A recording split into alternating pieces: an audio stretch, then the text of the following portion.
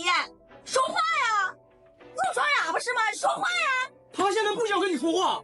是，他是没脸说。没钱给我买项链，跑这来喝酒了是吗？这不都是你逼的吗？你以为他想这样吗？我逼的，他一年赚10几万，给我买个项链有那么费劲吗？上个月不是刚给你买个戒指吗？我要的是项链，项链！你有没有看我闺蜜群里那些视频呢？人家男朋友送的都是什么奢侈品？再看看你送的那些穷酸东西，我都觉得尴尬。 Pernah nggak kamu ketemu cewek yang baru aja kenalan, kencan pertama, ujung-ujungnya minta dibayarin belanjaan make up dan skincare puluhan juta? Atau mungkin kamu pernah dengar cerita orang mau nikah, syaratnya minta mahar 2 miliar, rumah buat orang tua, rumah buat adiknya, plus mobil minimal Porsche. Gila nggak? Halo guys, selamat datang lagi di channel aku. Hari ini kita bakal ngebahas topik yang agak sensitif ya, tapi relatable banget buat banyak orang, terutama para cowok di luar sana. Ya, kita mau ngomongin soal fenomena cewek matre atau gold digger di China. Dalam bahasa Mandarin kita sebut pai qingming. Aku dapat inspirasi ini dari sekumpulan dialog video yang nunjukin berbagai macam interaksi ya. Kebanyakan sih drama percintaan yang ujung-ujungnya soal duit. Dan jujur beberapa contohnya itu bikin aku bingung, apakah ini cuma stereotip atau emang realitanya separah itu. Oke, kita mulai dari yang paling sering kejadian mungkin ya, kencan pertama. Momen dimana seharusnya saling kenal karakter tapi malah jadi ajang tes ketebalan dompet. Di video ada contoh cewek diajak kencan pertama sama cowok. Bukannya ngobrol santai atau minum kopi biar akrab, tapi dia malah langsung ngajak ke toko make up mahal. Nggak tanggung-tanggung dia nyobain lipstick, foundation, masker, terus bilang ke cowoknya, bagus ya, cocok buat aku, sambil nunjuk barang-barang yang dia pilih. Ujung-ujungnya pas mau bayar dia minta si cowok bayarin dulu. Pas si cowok nolak karena mereka baru pertama kali ketemu, si cewek malah bilang, kita baru pertama ketemu, kamu nggak kasih hadiah buat aku? Aduh. 你好，你好，你好，我过来相亲的。我知道，哇，你好老远就看到你了。哎，你好，你好，你好。来，我们去搞点咖啡喝。咖啡就不喝了吧？那个，我到前面买个东西，你陪我去逛逛。买东西啊？啊，好，我陪你一起。好。要买什么？到这家店我去看一下口红。哦，行。美女，你给我看我的新色，试一下。可以啊。你是想要哑光的还是丝绒的或者滋润的？都可以，你给我选几个吧。像迪奥的话，有上那种不沾杯的颜色，我再给你试2个颜色。3个颜色好看吗？这3个颜色都好看。挺好看的啊。好看，很适合你。新款的颜色。很适合你。有没有新款的粉底啊？粉底也有的呀。粉底你要不要试一下我们家 Pat 的那个粉底？你给我看一下，在这边。哎，这颜色好看吗？好看。看着还挺水润的啊。很适合你。适合我。适合你。那这个也要。这个也要是吧？你觉得呢？你要呗。有没有那个面膜啊？面膜有几款面膜。行了，我到旁边上个厕所。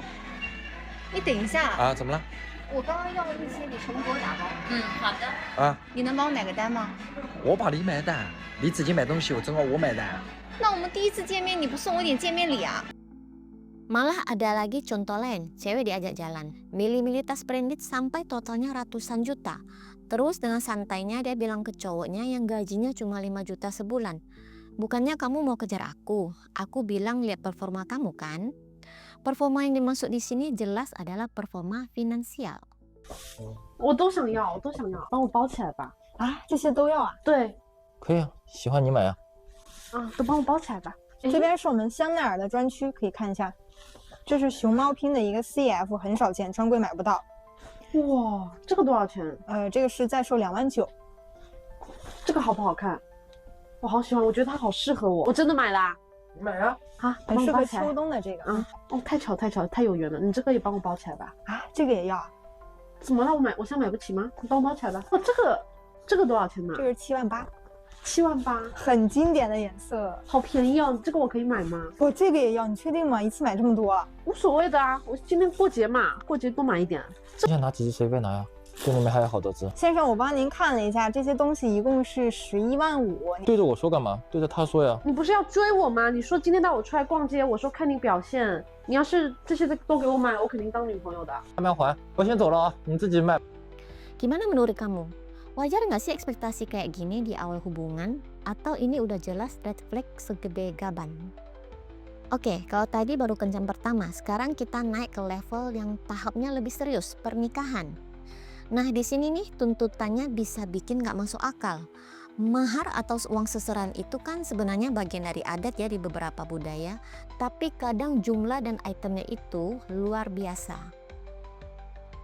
Di video ada cewek yang minta mahar 200-an juta karena dia udah pernah nikah sebelumnya.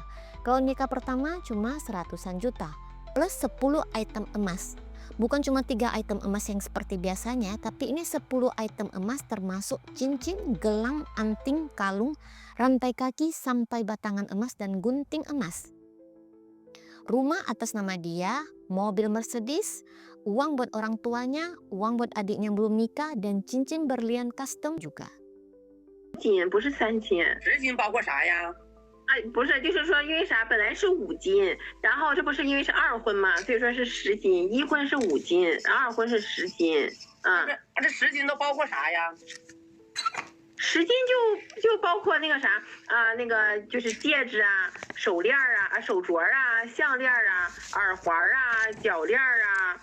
然后还有那个就是那个叫啥，就是手链跟手镯，手链跟手镯属于2个啊，反正这些都要，反正一共是10斤10样啊，然后就是这就是还有2样，还差2样，还差就是还得要那个2块金砖，给女方买一个房。那个房子你是想要多少钱的？房子吧，然后那个它是打联嘛，打联其实跟青岛房价差不多啊。我呢也不要太贵的，是不是？咱们就买个200万出头的就行了。200万的房子。咱们就买个。还有个弟弟哈，就是我们这儿就是有个规定是啥哈，就是关于我弟弟这块儿，你将来成家属于1婚嘛，属于1婚，所以说咱们俩需要给我弟弟给个100万。100万。好嘞，还有什么物质条件吗？我都不大好意思，你知道，因为男家没我，因为就是说人家现在都是说吧，钻戒。钻戒那个钻戒也不贵，那个钻戒吧是私人定制啊，一生只有你一个人，然后那个钻戒我看了一下是28万了块钱。28万，好嘞，还有什么物质上的条件吗？没有了，就这些。 Totalnya berapa tuh? Aku sampai bingung hitungnya.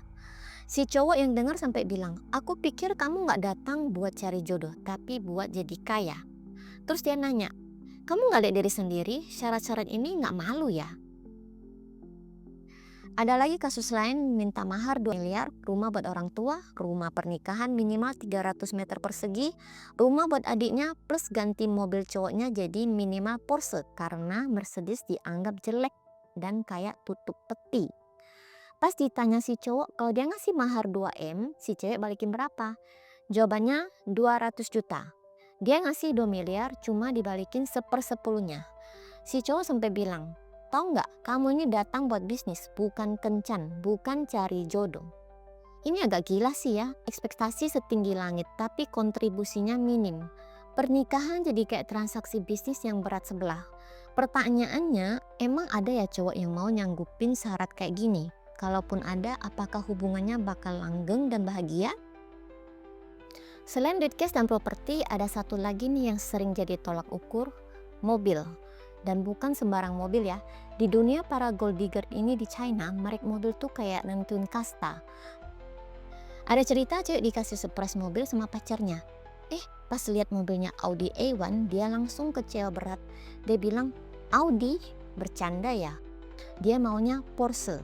Dia bahkan bilang kalau Mercedes, BMW, Audi itu mobilnya orang miskin di desa. Standar terendah di lingkaran pertemanannya itu katanya Porsche. Gila ya, Mercedes dibilang mobil orang miskin.